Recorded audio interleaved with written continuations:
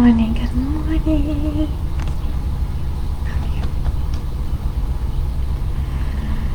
Good morning.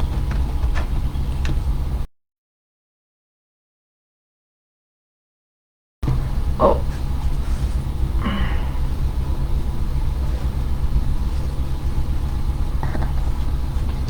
Good morning, good morning.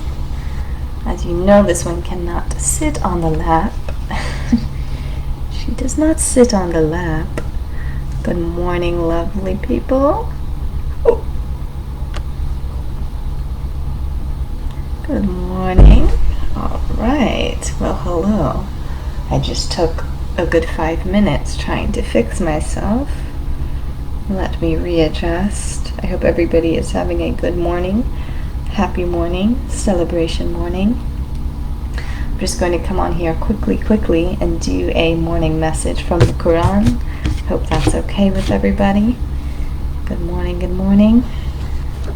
All right, let's go ahead and get started.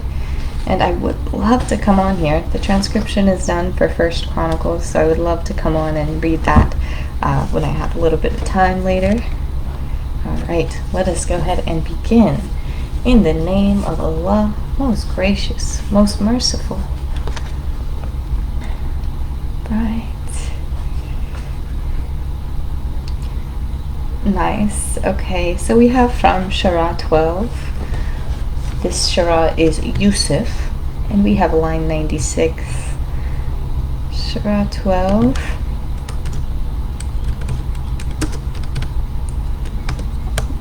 Yusuf, which translates to Joseph. All right, and we can see too how the translation of names changes, right? The spelling changes with different languages and things like that. Just something to keep in mind as we delve into our history here, our past. I was going to say our genealogy, right? As we delve into our genealogy, keep in mind how the spelling and everything does shift. Okay, Surah 12, Yusuf or Joseph, and line 96. Line 96. Oh, and it wants to spell out one of my friend Joseph. Whenever I write a name, it will automatically tag my friends with the same name.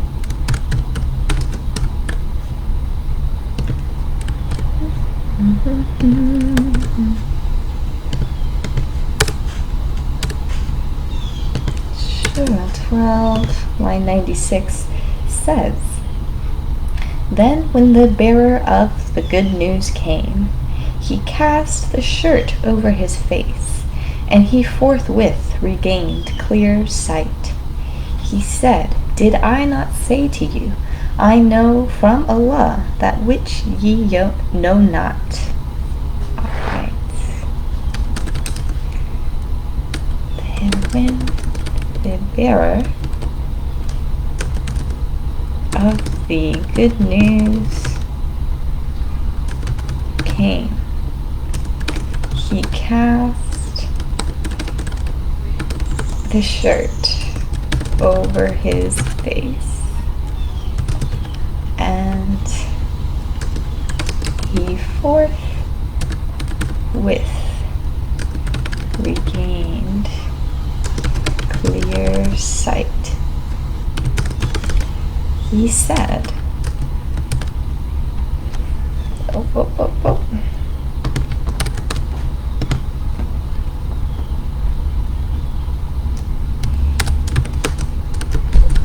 "Did I not say to you, I know from Allah that which ye know not?" Question mark. Dun dun.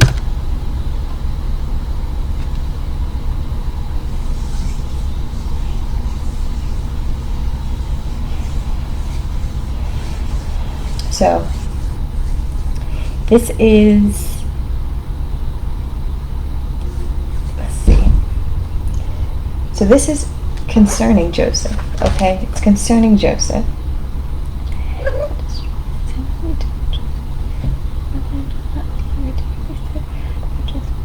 am Joseph. And as we remember, Joseph was the one who was kidnapped, or not kidnapped, but sold into slavery, sent to Egypt, okay? So we're reading a little bit about that. This is after Joseph had spent some time in Egypt. And his brothers were coming back and reconvening with him after there is a great famine where they are located. And they are asking him for support and help. I am Joseph. This is my brother. Gracious, bold, never and they're really, the brothers, right, doing something terrible to him at first, are asking for forgiveness. And he says, of course, I forgive you. Allah forgives you. Okay? Let this day be no reproach be cast, this day let no reproach be cast on you. Allah will forgive you, and He is the most merciful of those who show mercy. He says, go with this my shirt, and cast it over the face of my father. He will come to see clearly. Then come ye here to me with all your family. So he's telling them to go bring their father back, right? Because his father misses him dearly, dearly. And he says, go, take this shirt, cast it over his face. The presence of Joseph.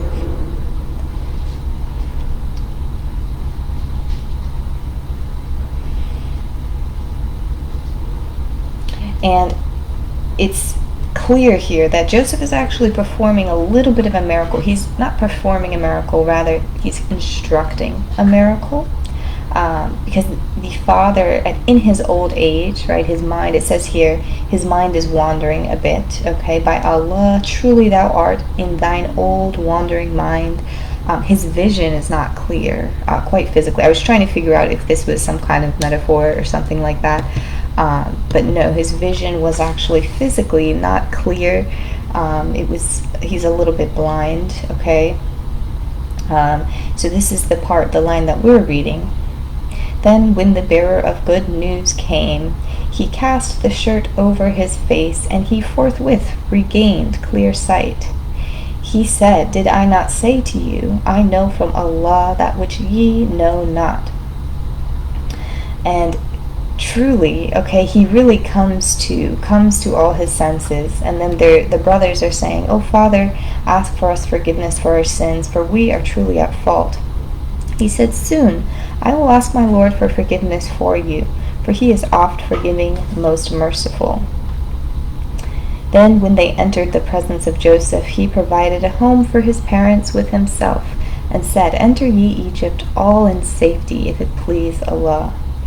Okay, so this is the transpiration of events that took place, getting Joseph's family back to Egypt after he's been there for quite some time, serving the Pharaoh, telling dreams, really repairing the land after a great, great famine.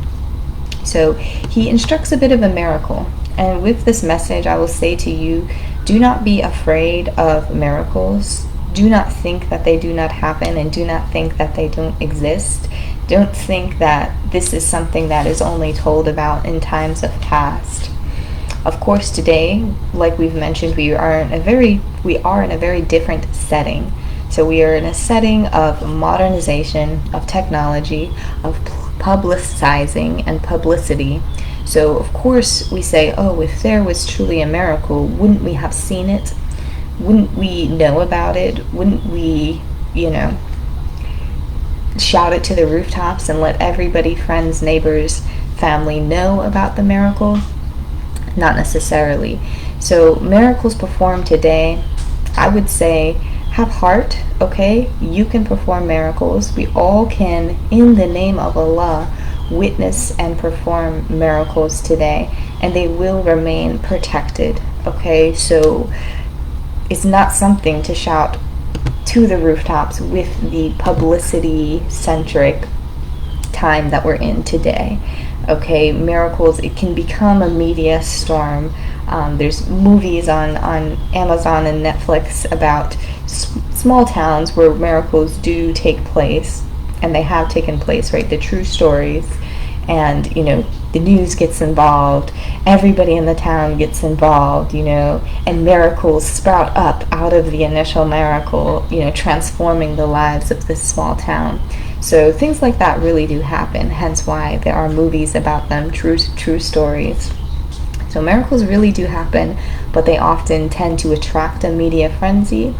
So with this, I would say have a closeness in your heart. This is something to have a closeness when miracles occur, when things happen that are beautiful blessings.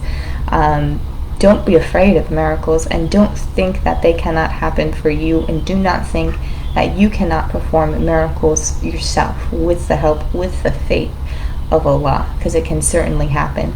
And when they happen, remain humble, remain almost in a sense that you want to protect that, and you want to keep that private between you and perhaps the one you are performing the miracle for, or vice versa. Okay, so we're talking about a little bit of a miracle, which is why I say that here. He cast the shirt over his face, and he forthwith regained clear sight. And this is a very important line too. He said, "Did I not say to you, I know from Allah which ye know not?" Let's see. Cast a shirt. And this is the father, I believe, Joseph's father, saying that. He regains not only his sight, but his wit. He regains his consciousness, his knowledge fully. It's becoming, true, because he never, part of his degradation that was going on in his mind is he never fully let go of the idea of Joseph. He somehow had him still working in his heart, and he was still with him in his heart. He never let go, even though his brothers had quoted him dead, right, had told him that he died. He never really let go. So it really caused this deterioration, if you will, of the mind for Joseph's father. And now that the shirt was cast over his face, and he regains a clear image and a clear perception, he says, didn't I tell you, I know from Allah that which ye know not. So that is also the important thing. When amazing things happen and amazing things take place, we should not go into a state of shock, disbelief, surprise, because what should come with that too is the faith of Allah, and knowing that Allah is with you, and Allah will grant you the ability to keep that to yourself and to trust Him. So I'll put that here. Trust Allah with miracles. With miracles. Does that make sense? Trust Allah in regards to miracles. In regard to miracles. Okay, trust Allah in regards to miracles. Okay, so like I said, the natural shock and the natural celebration and surprise and woo woo woo that we would like to feel when we witness something amazing, al-multa kabir, right? When al-multa kabir does something absolutely incredible, we want to go up, but it should be coupled with the humility, like I had mentioned, and the knowing, the inner knowing that you knew this could happen, and you knew this to be true, and you know that this took place through Allah. Therefore, it should be no shock and no surprise and no crazy thing for miracles to go ahead and take place, because Al-Mutakabir is working with you. Okay, so we're going to go ahead and leave this at that today. A good 15 minutes. I gotta start my day here. Working. Excuse me. I hope you all have a beautiful, wonderful morning. I really like this line. I'm glad that it came to us today. Got our gears turning just a little bit. Excuse me. Have a good day, you guys. Thanks for listening. And again, I hope I come on later to speak with you, perhaps over lunch, or if I have a short break. I don't see why not. I've been kind of putting it off. All right. Have a good day. Bye.